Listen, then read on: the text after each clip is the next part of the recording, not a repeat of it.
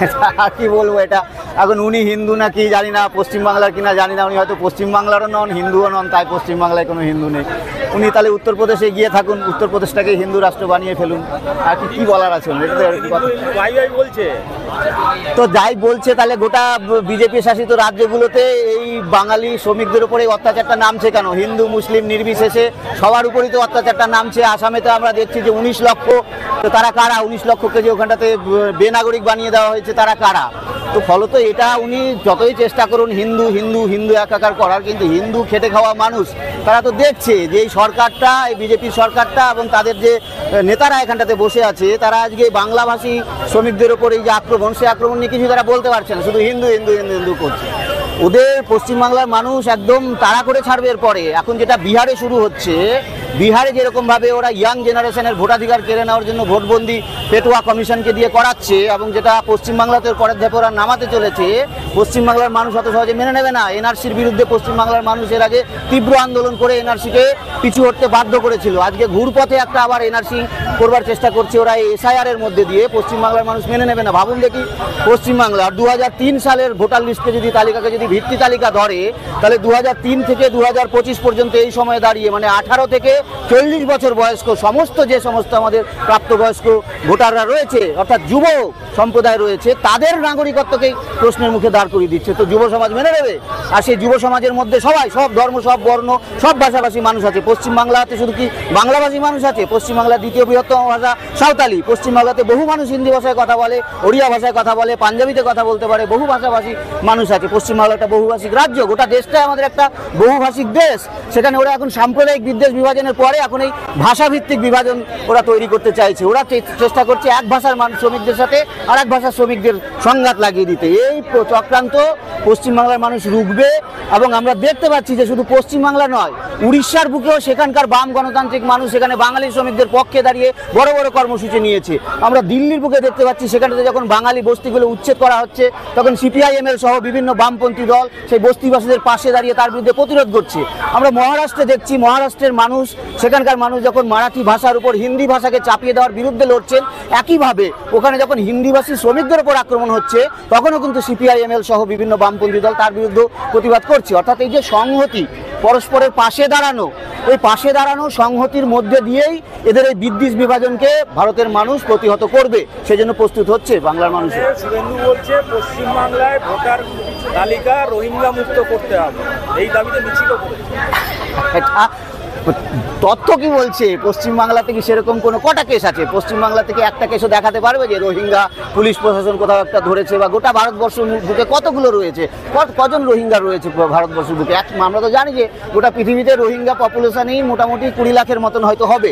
সেখানটাতে 10 লাখের ওপর 12-14 লাখ বাংলাদেশেই তারা স্থায়ী শরণার্থী শিবির করে তারা আছে। কিছু তারা খেয়ে ওখান থেকে ওখানে যেহেতু সিচুয়েশনটা খারাপ, কিছু মানুষ ভারতবর্ষ অবশ্যই ঢুকেছে। তো ভারতবর্ষ তো তাদেরকে শরণার্থী হিসেবে ট্রিট করা উচিত, তাদেরকে তো কার্ড দেওয়া উচিত যে একটা দেশের এক ধরনের একটা জনগোষ্ঠী তারা ওখানে আক্রান্ত হয়ে এদেশে এসেছে, তাদের জন্য তো এখানটাতে একটা শরণার্থীর ব্যবস্থা করা, তাদের যাতে এখানে কিছু ব্যবস্থাপনা হয়, এটা হবে। আমাদের দেশের মানুষেরা হাজারে হাজারে সংখ্যায় অন্যান্য দেশগুলোতে কাজ করতে যায় না? আমরা তো সবাই জানি যে সবগুলো দেশগুলোতে আমাদের দেশের লোক কাজ করতে যায়। আর আমরা দেখেছি যে আমেরিকা কীরকমভাবে পেছনে লাথি মেরে মেরে আমাদের ভারতীয় শ্রমিকদের সেখান থেকে তাড়িয়েছে। একই জিনিস কি এখানটাতে আমরা করবো উল্টোটা? তাহলে গোটা পৃথিবী জুড়েই কি যারা এক দেশ থেকে আরেক দেশে কাজ করতে যাবে, এমনকি দেশের মধ্যে এক রাজ্য থেকে আরেক রাজ্যে কাজ করতে যাবে, তাহলে তাদের বিরুদ্ধে এই ধরনের অত্যাচার অন্যায়গুলো চলবে? আমরা তো জানি যে গোটা পৃথিবী জুড়ে মানুষ সবসময় কাজের খোঁজে এক জায়গা থেকে আরেক জায়গায় গেছে। আধুনিক রাষ্ট্রের বেড়াজালের ব্যাপারটা তো অনেক নতুন ব্যাপার। গোটা পৃথিবীতে মানুষ সবসময় এক জায়গা থেকে আরেক জায়গায় কাজ করতে গেছে, ভালো কাজের সন্ধানে গেছে, অন্যান্য অনেক টানে গেছে। তো তার উপর এই ধরনের আক্রমণ, সেই জন্য আমরা দাবি করছি যে এই ভারতের বুকে যখন এক রাজ্য থেকে আরেক রাজ্যের পরিযায়ী শ্রমিকদের উপর এই ধরনের অত্যাচার চলছে, তখন কেন্দ্র সরকারের উচিত যেরকম SC/ST অ্যাট্রোসিটি প্রিভেনশন অ্যাক্ট আছে, সেরকম পরিযায়ী শ্রমিক নিপীড়ন নিবারণ ও সুরক্ষা আইন কেন্দ্রের আনা দরকার আছে। এবং সেই জন্য আমরা দাবি করেছি যে পশ্চিমবঙ্গের রাজ্য সরকারও এই বিষয়ে উদ্যোগী হোক, এবং পশ্চিমবাংলার বিধানসভায় এই বিষয়ে তারা প্রস্তাব পাশ করুক যে আইন আনতে হবে, এবং রাজ্যের একটা আইন আনুক। এবং তার সাথে সাথে রাজ্য সরকারকে এই কাজও করতে হবে যে তারা যে রাজ্যগুলোতে বাঙালি শ্রমিকদের উপর এই ধরনের অত্যাচার ঘটছে, সেই রাজ্যগুলোতে ডিরেক্টরেট অফিস খুলতে হবে, যাতে আপৎকালীন ভিত্তিতে সেই সমস্ত মানুষজনকে সাহায্য সহযোগিতা করা যায়। এবং পশ্চিমবাংলাতে একটা যে পরিযায়ী কল্যাণ দপ্তর আছে, তাহলে তাদের কাজটা কি? তারা যে কাজটা করছেন করুন, ভালো কাজ করছেন, যে বিভিন্ন ধরনের বিভিন্ন জায়গায় কেউ মারা গেলে তাদের যে বেনিফিটগুলো যাতে তারা পান ইত্যাদি কাজগুলো করছেন, কিন্তু সেটুকুই আজকে যথেষ্ট নয়। আজকে দাঁড়িয়ে তাহলে যে ওই পরিযায়ী শ্রমিক কল্যাণ দপ্তর আছে তাদেরকে একটা পূর্ণাঙ্গ তালিকা প্রকাশ করতে হবে যে ভারতবর্ষের বিভিন্ন রাজ্যগুলোতে কতজন বাঙালি শ্রমিক কোথায় কাজকর্ম করছে, বাংলা শ্রমিক কাজ করছে, এবং তাদের উপর কি কি ধরনের অত্যাচার নিপীড়ন হয়েছে তার পূর্ণাঙ্গ তথ্য মানুষের সামনে হাজির করা দরকার। এই দাবিগুলো আমরা করেছি। এখানে একটা প্রশ্ন, সেটা হচ্ছে যারা অন্য রাজ্যে বাঙালি নিপীড়ন হচ্ছে বলে মিছিল মিটিং করছে, সে তৃণমূল করুক বা বামপন্থীরা করুক, তারা আসলে রোহিঙ্গাদের বাঁচানোর জন্য এটা করছে। ওখানে যাদের উপর আক্রমণ হচ্ছে তারা কেউই বাঙালি নয়। যদি তাই হয়, আমি ধরে নিলাম যে কিছু মানুষ আশ্রয় প্রার্থী হয়ে আমার দেশে এসেছে, তাদের বাঁচানোর কাজটাও তো মহৎ কাজ। এই কাজটাকে সে এত নোংরা কাজ বা ভুল কাজ হিসেবে তারা দেখাতে চাইছে কেন? তার মানে ওই বিদ্বেষ, জিজ্ঞাসা, তারা রোহিঙ্গাকে দেখিয়ে তারা আসলে ফ্যাসিবাদ এটাই করে, দেশের মধ্যে এবং দেশের বাইরে বিভিন্ন কল্পিত শত্রু খাড়া করে। ওরা এই বিজেপি আরএসএস তাই করেছে, দেশের মধ্যে মুসলমান ক্যাটাগরিটাকে একটা শত্রুর ক্যাটাগরিতে দাঁড় করিয়েছে, গণতান্ত্রিক মানুষদের আরবান নকশাল বলে একটা শত্রুর ক্যাটাগরিতে দাঁড় করাচ্ছে, জাতীয় শত্রুর ক্যাটাগরিতে দাঁড় করাচ্ছে, বিদেশি খুঁজছে, যেখানে সেখানে বিদেশি খুঁজছে। এগুলোর মধ্যে দিয়ে আসলে দেশের মানুষের ওপর আক্রমণগুলোকে আরো তীব্র তীক্ষ্ণ করে দেশের সমস্ত সম্পদকে গুটিকয় পুঁজিপতিদের হাতে তুলে দেওয়া, এটা ফ্যাসিস্টদের এজেন্ডা, এটা ওরা করছে। সম্প্রতি অসমের মুখ্যমন্ত্রী বলেছে যাদের মাতৃভাষা বাংলা বা সেন্সাসে বাংলা লিখবে তাদেরকে আমার বাংলাদেশি চিহ্নিত করে বাংলাদেশে পাঠাতে সুবিধা হবে। অর্থাৎ বাঙালি মানে হচ্ছে বাংলাদেশি। সেটাই তো আমরা বলছি যে আজকে রাজ্যে রাজ্যে বিজেপির যে সরকারগুলো যে আক্রমণগুলো করছে এটা ওদের একটা গ্র্যান্ড প্ল্যানের পার্ট। সেই গ্র্যান্ড প্ল্যানটাই পরিষ্কারভাবে বলে দিয়েছেন হিমন্ত বিশ্ব শর্মা, বিজেপি আরএসএস এর মুখ্যমন্ত্রী। তিনি মুখে বলেই দিয়েছেন, ওপেনলি বলেই দিলেন কথাটা কি সিম্পল কথা। তার মানে ওরা বাংলা ভাষী ইজ ইকুয়াল টু বাংলাদেশি, এই ইকুয়েশনটা দাঁড় করাতে চাইছে। আজকে কোন একটা পার্টিকুলার সেকশনের ওপর নরম দুর্বল যে সবচেয়ে সেই পরিযায়ী শ্রমিকদের ওপর হচ্ছে, আগামী দিনে অন্য যে কোনো বাঙালি আইটি সেক্টরে কাজ করে একটু পাওয়ারফুল একটু মধ্যবিত্ত শ্রেণী যারা আছে তাদের উপর হবে। এরপরে যে টুরিস্টরা এক জায়গা থেকে আরেক জায়গায় যাবে, বাঙালি টুরিস্টরা, তারা যদি কোনো শহরে বসে দোকানে বসে চা খায়, পুলিশ এসে চা খেতে খেতে সে যদি বাংলা ভাষায় কথা বলে তখন পুলিশ এসে ধরবে, এই বেটা বাংলাদেশি চল। অর্থাৎ বাংলা ভাষী ইজ ইকুয়াল টু বাংলাদেশি, এই ইকুয়েশনটা দাঁড় করানোর জন্যই যাদের মেগা প্ল্যান আছে সেই প্ল্যানের পার্ট হিসাবে হিমন্ত বিশ্ব শর্মা এই কথা বলেছে। কিন্তু যখনই একটু প্রতিবাদ প্রতিরোধ হতে শুরু করেছে তখন উনি ঢোক গিলে বলছেন যে আমার কথার ভুল ব্যাখ্যা করা হয়েছে। ভুল ব্যাখ্যার তো কোনো জায়গা নেই। তিনি খুব স্পষ্ট ভাষায় বলেছেন যে বাংলা ভাষা মাতৃভাষা হিসাবে উল্লেখ করলে বিদেশি হিসাবে চিহ্নিত করতে সুবিধা হবে। এটা পরিযায়ী শ্রমিকদের নয়, ওই রাজ্যের যে বাংলা ভাষী মানুষ রয়েছে 30 থেকে 35% মানুষ বাংলা ভাষায় কথা বলে আসামের বুকে, তাদের সবাইকে এক কথা হিসেবে বিদেশি বানিয়ে দিচ্ছে। বাঙালি হিন্দুদেরকে হিন্দু বলে মনে করে না বিজেপি? বিজেপি হিন্দু বিজেপি মনে করার কে? বিজেপির নেতা নেত্রীরা হিন্দু, বিজেপির সমর্থকরা হিন্দু, এটা কে ঠিক করে দিয়েছে? হিন্দুত্বের ধারণাকে ওরা ঠিক করে দেবে যে কে হিন্দু নয়? আমরা ওই হিন্দুকে হিন্দু নয় ওই হিসাবে মানুষজন তার আকাঙ্ক্ষা ব্যক্ত করছে না। গোটা দেশের মানুষ এই আকাঙ্ক্ষা ব্যক্ত করছে যে আমাদের কাজ চাই, কাজ দাও। আমাদের এক জায়গা থেকে আরেক জায়গায় চলে যেতে হচ্ছে কেন? গ্রামাঞ্চলে মজুরি নেই বলে। মজুরির ব্যবস্থা করো, 100 দিনের কাজের ব্যবস্থা করো, 100 দিনের কাজ থেকে কাজকে 200 দিনে পরিণত করো, 600 টাকা মজুরি দাও, এই দাবি তুলছে। কোনো হিন্দু, আমি কত বড় হিন্দু এটা দেখানোর জন্য কোনো সাধারণ মানুষ, তা সে হিন্দু ধর্মের হোক বা না হোক, প্র্যাকটিস করুক বা না করুক, কেউ এটা নিয়ে মেতে নেই। ওরা মাতাতে চাইছে, কিন্তু দেশের মানুষ চাইছে কাজ, দেশের মানুষ চাইছে সুরক্ষা, দেশের মানুষ চাইছে যে একটা নির্ভরযোগ্য একটা শান্তির যাতে ব্যবস্থাপনা থাকে এবং সেই ব্যবস্থাপনার মধ্যে দিয়ে একটা সাংস্কৃতিক উন্নয়নের দিকে যাতে আমরা আমাদের সন্তান সন্ততিদের নিয়ে যেতে পারি, সেটা আমরা চাইছি, সেটা দেশের মানুষ চাইছে। আর ওরা চাইছে বিদ্বেষ, বিভাজন, যত ধরনের বিদ্বেষ বিভাজন করা যায়।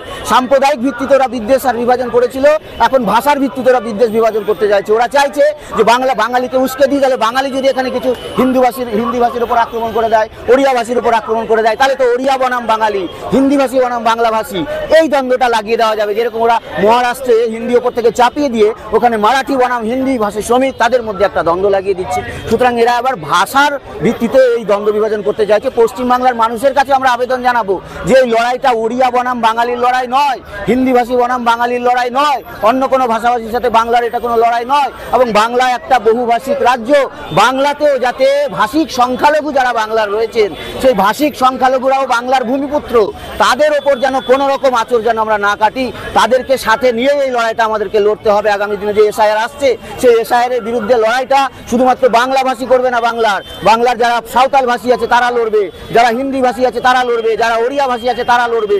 সবাই মিলে বাংলার ভূমিপুত্ররা এসআইআর ভোটবন্দির বিরুদ্ধে লড়াই করতে হবে। ওরা চাইছে বিভাজন, আমরা চাইছি সংহতি, সহযোগিতা এবং ঐক্য। এবারে যে প্রায় 50 লক্ষেরও বেশি নাম বাদ যাচ্ছে, তারা কি হিন্দু নয়? বারবার এটা কি বলবো, বললাম তো যে ও কে হিন্দু কে হিন্দু নয় ঠিক করার বিজেপি আরএসএস কে, শুভেন্দু অধিকারী বা নরেন্দ্র মোদী কে ওদের এই দায়িত্ব দিয়েছে? এই গায়ে মানি না আপনি মোড়ল হয়ে উঠে হিন্দুর ত্রাতা হয়ে উঠতে চাইছে, ওকে এই অধিকার দিয়েছে কে হিন্দু নয় ঠিক করার? ভারতবর্ষের বুকে কোনোদিনই এইভাবে কে হিন্দু নয় এটা ঠিক হয়নি, কোনোদিন ঠিক হয়নি। হিন্দু নিজেই একটা সমসত্ব কোনো ধর্ম নয়। হিন্দুর মধ্যে বহু ধরনের সেক্ট রয়েছে, শৈব শাক্ত বৈষ্ণব থেকে শুরু করে বহু ধরনের লোকায়ত বহু রকম মানুষ রয়েছে। বলতে হিন্দু একটা সমসত্ব বিষয় নয়, ভারতের সমাজ এক ধরনের হোমোজিনিয়াস বিষয় নয়। এখানে বহুত্ববাদ, বহু ধরনের সংস্কৃতি এবং বৈচিত্র্যকেই ঐক্যের মাধ্যম করে তোলা, এটা বাংলার সংস্কৃতি, এটা ভারতের সংস্কৃতি। এটার উপর ওরা আক্রমণ নামার জন্য ওইসব আবল তাবল বকছে, যে অধিকার ওদের কেউ দেয়নি, মানুষ দেয়নি, তথাপি ওরা এই আবল তাবল গুলো বকছে।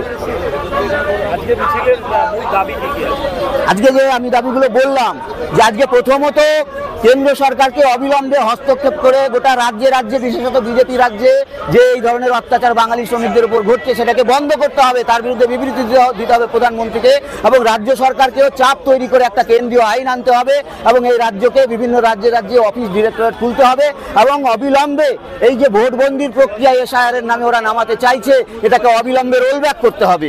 এই দাবিগুলো নিয়েই পশ্চিমবাংলার সবকটা প্রায় বামপন্থী দল একত্রিত হয়ে আজকে এই যৌথ মিছিলের ডাক দিয়েছি আমরা। নির্বাচন কমিশন সুপ্রিম কোর্টের নির্দেশ অমান্য করছে, একরকম ভাবে তাই সুপ্রিম কোর্ট সেদিন প্রথম শুনানিতে বলেছে সুস্পষ্টভাবে যে এটা সংবিধানের বিরুদ্ধে যাচ্ছে, এটা আইন কানুন নীতি নিয়মের বিরুদ্ধে যাচ্ছে, এটা নির্বাচন কমিশনের এখতিয়ার নেই, এটা করতে সে পারে না।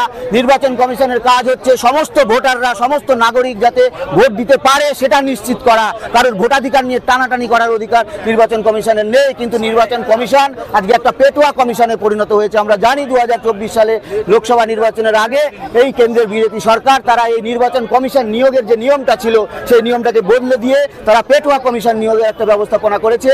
সেই নিয়োগকারী সংস্থার মধ্যে আছে শুধুমাত্র প্রধানমন্ত্রী এবং আমাদের দেশের স্বরাষ্ট্রমন্ত্রী, অর্থাৎ এবং তৃতীয় একজন ব্যক্তি রয়েছেন যিনি সুপ্রিম কোর্টের জাস্টিস।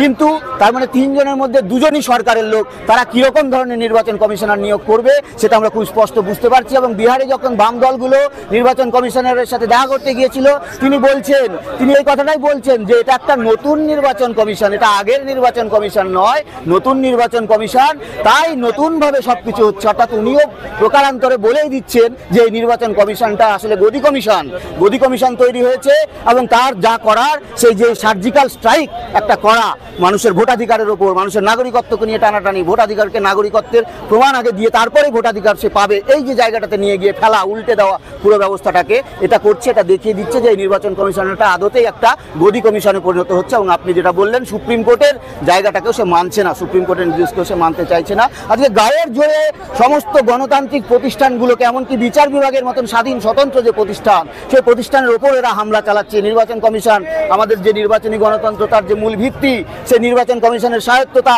সেটার উপর আক্রমণ চালাচ্ছে। আমাদের সংসদীয় ব্যবস্থা, আমাদের সব ধরনের গণতন্ত্রের সমস্ত প্রতিষ্ঠান, এমনকি আমাদের সেনাবাহিনীর মতন জায়গা, প্রতিরক্ষা দপ্তর থেকে শুরু করে সমস্তগুলোর ওপর ওরা এই আক্রমণগুলো চালাচ্ছে। সমস্ত প্রতিষ্ঠানগুলোকে ওরা ভেতর থেকে দখল করে অন্তর্ঘাত চালিয়ে গণতান্ত্রিক ব্যবস্থাপনাটাকে ভেঙে দিতে চাইছে। এটাই ফ্যাসিবাদীরা করে, কারণ বেসিক্যালি এই পুঁজিবাদ আর শেষ পর্যন্ত মানুষকে কোনো উন্নয়ন দিতে পারছে না, ব্যর্থ। এবং সেই ব্যর্থতার জায়গা থেকে সে আসলে পুরনো মধ্যযুগীয় ব্যবস্থাপনাকে আবার ফিরিয়ে আনতে চাইছে। এটাই ফ্যাসিবাদ। সেই ফ্যাসিবাদ ভারতবর্ষে ব্রাহ্মণ্যবাদ, হিন্দুত্ববাদের সাথে মিলিতভাবেই এটাই হচ্ছে ভারতবর্ষের ভারতীয় ফ্যাসিবাদ। অর্থাৎ এক কথায় বললে এই যে নব্য উদারবাদী নির্মম শোষণের সাথে সাথে মনুবাদের এক ধরনের প্রত্যাবর্তন, এই ফ্যাসিবাদ ভারতবর্ষের বুকে ওরা কায়েম করতে চাইছে।